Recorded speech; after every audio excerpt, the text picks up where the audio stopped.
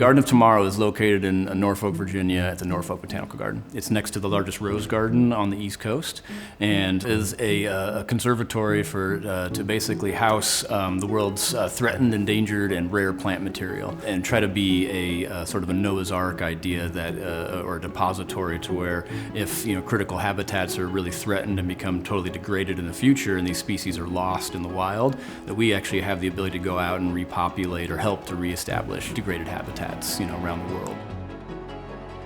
So the Garden of Tomorrow is the largest expansion in Norfolk Botanical Gardens history. We've been a display garden for 85 years. It's a beautiful place to see plants and nature and to connect with nature. But I think this takes our conservation and even our science to the next level.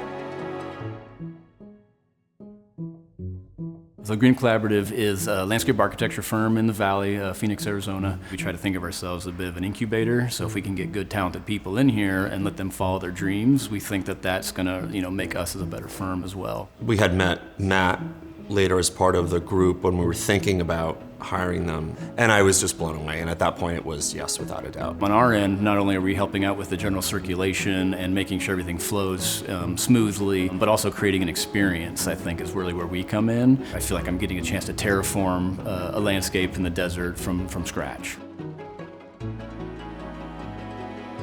Of the 5 most threatened living things on Earth right now, 3 are plants: cactus, cycad, and conifers. That blew my mind. Plants hold so much information that we don't even know yet. Most of our medicine is based on plants, pharmacology. There is a cure for something in one of those cactus or one of those cycads or one of those tropical plants, macronutrient, something in that plant that could feed 1 million people. We don't know. That's my personal passion around the Garden of Tomorrow, is really the conservation piece.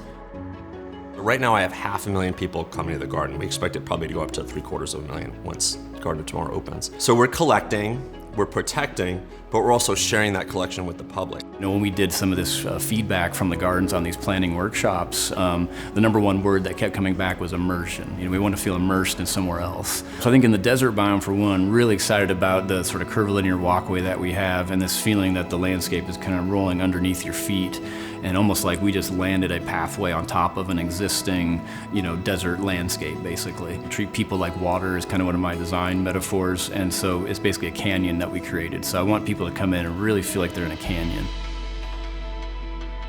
And then when we get to tropical, I think the best part for me is going to be just being immersed in the canopy and then also trying to lower down some of the areas to make that even feel taller than what it really is. I didn't want a bunch of plants in a row and a raised bed and you walk around and look and then you leave. Everything goes back to our mission, right? Using beauty, using our plant collection, utilizing the time that we have with people to connect them to nature so that we can address the environmental crisis. That's what everything is about. Extremely excited to see this come to fruition and really excited for my children too to be able to walk through this and experience it in the future and hopefully take on some of that excitement that hopefully we're creating for everybody as well. Couldn't be any more excited to have a positive impact for the next generation. Anything that we can do for the Garden of Tomorrow, through the Garden of Tomorrow, to connect even more people to nature through the world of plants, to address the environmental crisis, we've won. So I'm hoping that's what the Garden of Tomorrow is.